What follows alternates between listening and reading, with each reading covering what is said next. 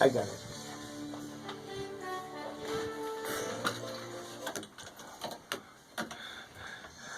CDBIA, we are here, and good morning, everybody. Mick's here from Englewood. Tommy's at the controls from Parts Unknown. Donna Barrett's here, and our guest this morning is Debbie Reynolds from State Insurance Agency, the Chapman Insurance Group. And we've been talking about building and talking about commercial. We're talking about businesses. Debbie, give us all the information we need to know to contact you, as some of our callers have already called in. How do we get in touch with you? You can get in touch with me by calling my office, which is 941-347-4707. I'm located in our Punta Gorda office, so I'm at the corner of West Marion and southbound 41, right across the street from Shorty's. Oh, okay, I know right where that is. Tommy, you know right where that is. Absolutely. We used to try to give people directions based on the ice cream shop. No one knew that, but everyone knows Shorty. So, yeah.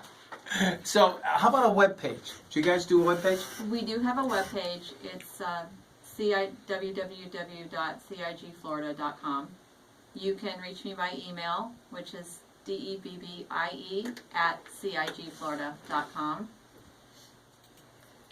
For my clients, I'm available. You can text me, email me. Everything comes to my phone, and I will get back with you. As quickly as you can. Correct. With a startup with a new business, and you've said it all along, you got to give everybody everything. I mean, you got to come in, and your client has to give you all the information that you need, but be honest about it. Don't try to hide anything, right? Correct. I have done speaking to a new business owner class, and I tell them all the time, don't be afraid to tell me what you do because you think it may cost you money. If you don't tell me what you're doing, you're not going to be covered. Because you don't know the full scope of their business. Correct. The policy is covering you for what we are rating you for, what you've told us. If you tell us you're doing janitorial work and you're actually doing carpentry and restoration, pulling out water, and you have a claim, they will exclude coverage. They'll deny the coverage. Isn't it also real important to tell them as you grow? Correct. And that goes back to that auditable thing. You want to make sure you're covered. The construction industry, they want you to have workers' comp right from the beginning.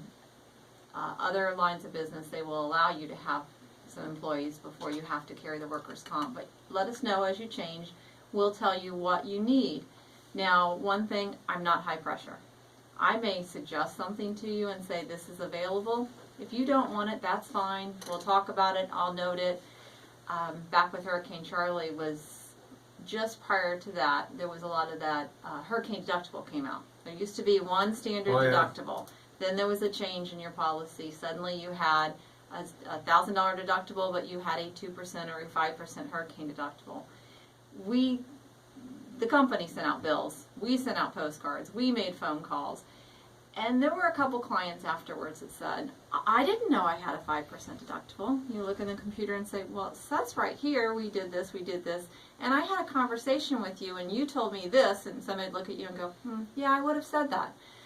So, again, it's just about putting it out there. It's your choice. I'm not going to pressure you at all, but I want you to know it's available. Okay, I know that in the building and industry and everything else, we've had a lot of scam artists. Are there insurance scam artists? There are. I have seen in the last year 2 false certificates of insurance myself. One was a local business owner, a restaurant, had purchased insurance from an agent who lost their license in Florida and Texas, I believe, years ago. So the gentleman was not licensed to do business.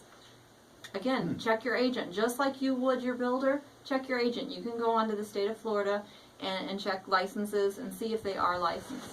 The insurance agent had lost her license. They were collecting premium. They typed up a certificate. They handed someone a certificate. They turned around and gave it to their landlord. But when there was a fire in that business, there was no coverage.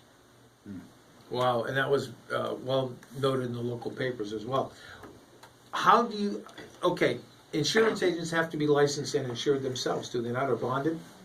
Yes, we have to be licensed, we have to be insured, we have to carry professional liability.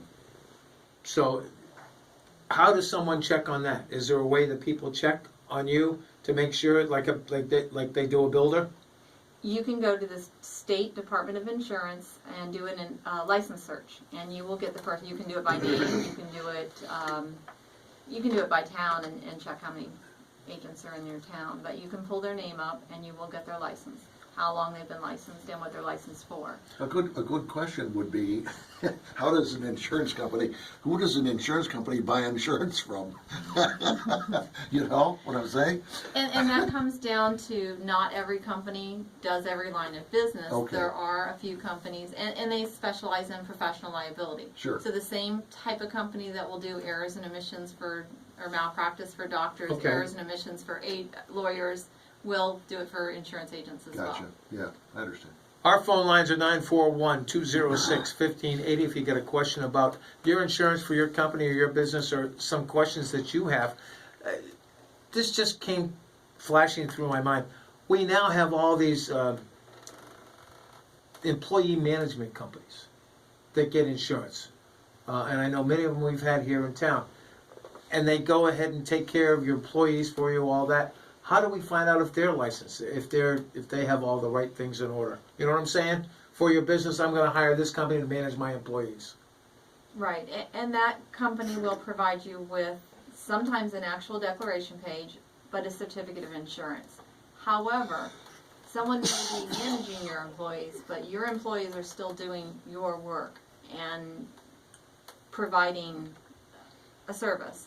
That insurance company is still going to charge for those individuals doing that work because that risk is there. Okay. We're with Debbie Reynolds from State Insurance Agency and with the Chapman Group. And Debbie, with building businesses, and we've talked about different companies, in the construction industry with the CDBIA, I'm sure these guys have a lot of questions all the time about what they're doing, how they're doing it.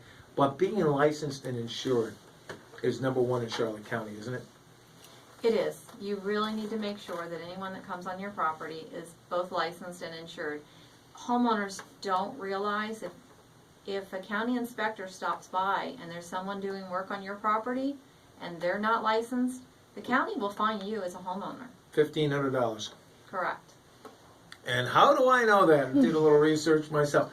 That is, to me, that is the key issue here. These guys that are going around in their trucks, doing yard work, doing pool maintenance, doing that kind of stuff on your homes, and don't have the license number on the vehicle anywhere. If that guy stops and nabs him, it's a $1,500 charge to the homeowner or whoever hired that person, correct? Correct. The county is taking it seriously.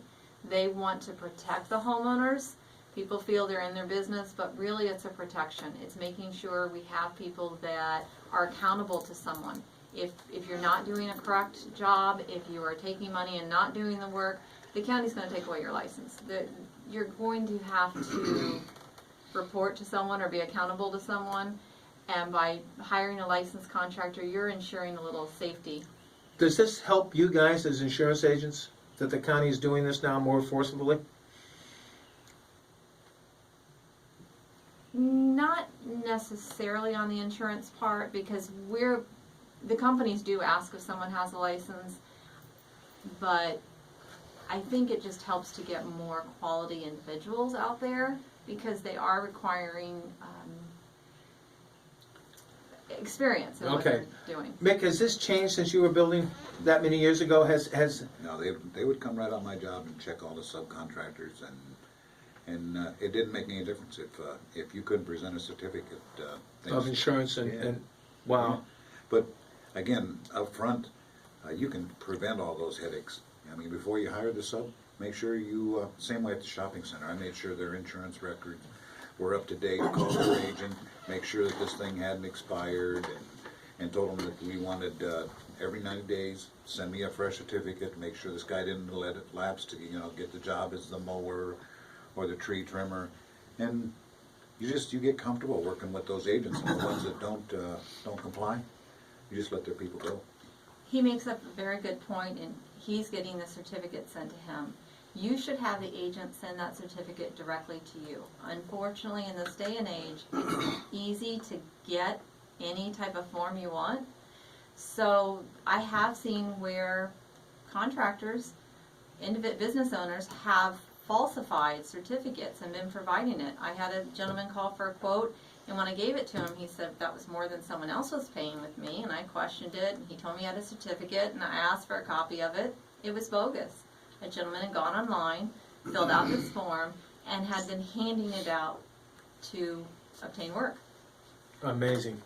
We're going to be right back. Tommy's got traffic and weather. We'll be back with Debbie and your questions. 206-1580. Thanks, Hippo. Good morning, everyone. A quick check of the weather now, folks. Another sunny day.